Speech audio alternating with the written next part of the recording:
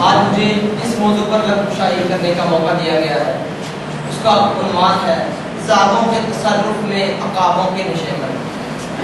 आलियकार जंगल के समाज में यही तो हुक्म था कि शेर कागज़ी न थे, सुअर मौजूद न थे, बंदर अपनी तमाम तर ज़हानत और फतानत अदरी कसरत के बावजूद जंगल का हुक्मरान न बन सका। हर जानदार अपनी पहचान और मुकाम रखता था। इंसान और जानवर के दरमियान वाज़ेह हद फासिल थी। जब इंसान की आबादी बड़ी तेजी से बढ़ी तो बुदोबाश और आदात लिए इसने शहर बनाने शुरू कर दिए और बेपनाह तरक्की की। लेकिन क्या है आग रोशनी, क्या है तीरगी, क्या है आग रोशनी, क्या है तीरगी, क्या है।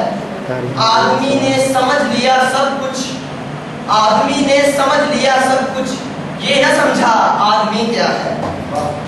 इंसान और जानवर के दरमियान जिस माशरे में इंसानियत की कोई कीमत नहीं होती, वहाँ जिस्म बहुत कीमती होते हैं, वहाँ इज्जत की बोली सबसे ऊंची लगती है, वहाँ बिनते हुआ तबले की धूम नाचती है, वहाँ धूप तहजीब के अदा भुला देती है। यहाँ हवस के पुजारी काली रातों में स्याह सफेद जिस्मों का जीवन स्याह करते हैं। यहाँ नाचते पैरों की थाप बिकती है, यहाँ जागती आंखों के ख्वाब बिकते हैं, यहाँ फूल से होठों की प्यास बिकती है, यहाँ जिस्म बिकते हैं, शबाब है बिकते।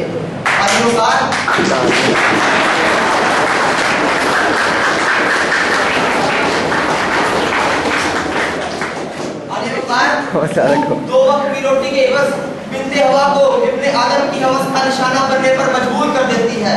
लेकिन कहीं कोई क़यामत नहीं उतरती। जल्दी थर की जल्दी रेत पर चलने वाली कौम का सदर मर्सिडीज के सड़कों पर घूमता है, लेकिन कहीं कोई क़यामत नहीं उतरती। बलोचिस्तान की खुश्क साली पर एयर कंडीशन कमरों में बैठकर मिनरल वाटर पी कर दौर किया जाता है, लेकिन कहीं कोई क़यामत नहीं उतरती। ये शाहराहें इसी वास्ते बनी थी क्या कि यहाँ पर कौम सिसक कर मरे, मुल्क की आवाम एक दाने के लिए बिलक कर मरे। चमन को माली ने इसीलिए खून से सींचा था क्या कि उसकी खुद की निगाहें बहार को तरसे। आलिवकार ये है इस्लामी जमहूरिया पाकिस्तान, जहाँ हर कोई अपनी जीत में मगन है। सर उजाने की फुर्सत नहीं, दाएं बाएं की फिक्र नहीं। हर शख्स भूखा इक़्तिदार का तारिफ है, कोई शोहरत का भूखा तो कोई दौलत का परस्तार है, कोई पेट का भूखा तो कोई भंग के एक प्याले की खातिर सब कुछ निछावर कर देने के लिए तैयार है।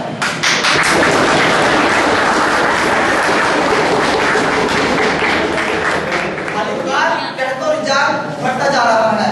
तहजीब और तमद्दुन के पैमाने टूटकर बेकार होकर ना कदरी का गिला करते हैं। हम सवाल की आखिरी हद तक पहुंच चुके हैं। इंसाफ मुहैया करने वाले अदारे सिसक कर मर रहे हैं। आलिवकार सुनिए अगर आप सुन सकते हैं। बड़े प्रोफेसर को 6 माह तक पेंशन ना मिली तो अपनी कनपट्टी पर पस्तौर रखकर वो बोला था, मेरा पाकिस्तान है ये तेरा पाकिस्तान है। आलिवकार सुनिए अगर आप सुन सकते हैं। जब मजदूर शाम को खाली हाथ घर लौटा तो अपने बच्चों से नजरें चुराता हुआ बोला, है तल्ख बहुत बंदा है मजदूर की औकात। आलिवकार सुनिए अगर आप सुन सकते हैं। जब जागीरदार के दस्तागीर खाली की बेटी को उठाकर ले गए तो वो बोला था, आवाज दो इंसाफ को, इंसाफ कहाँ है। आलिवकार सुनिए अगर आप सुन सकते हैं। वज़ीर आज़म की कचहरी में खुद सुलह करने वाला मुसलमान शख्स बोला था, मैं भी पाकिस्तान हूँ, तू भी पाकिस्तान है। अपनी 3 नौजवान बेटियों को मौत की घाट उतारने के बाद गरीब आदमी बोला था, अजब रस्म है चारा घरों की महफिल में, लगाकर जख्म नमक भी मसाज करते हैं।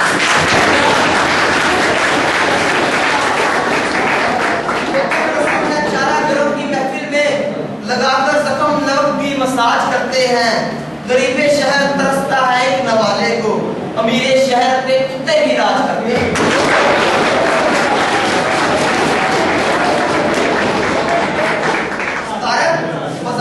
और इमारत के फुके तहजीबी इक़्तिदार को पवार करते हैं। कभी तो चंद खोटे सिक्कों के लिए कौम की बेटियों को बेच जाते हैं, और कभी मसाजिदों के तकद्दुस को पवार करते हैं, और कभी अपने ही अवाम से कहते हैं मैं तुम्हें वहां से मारूंगा जहां तुम्हें पता भी नहीं चलेगा। जब लोग जी मुझसे कहते हैं खुदा देख रहा है, जब लोग जी मुझसे कहते हैं खुदा देख रहा है, मैं सोचने लगता हूँ क्या देख रहा है। शाह के साथ अपना मौजूद ज़ेरे बहस खत्म करना चाहूंगा। सितमगरी के इस वक्त ने कलियों की नज़ाकत को, दिलों की मोहब्बत को इस तरह से मसला है, इस तरह से कुचला है। जिंदगी अज़ियत है और सांस की भी कीमत है।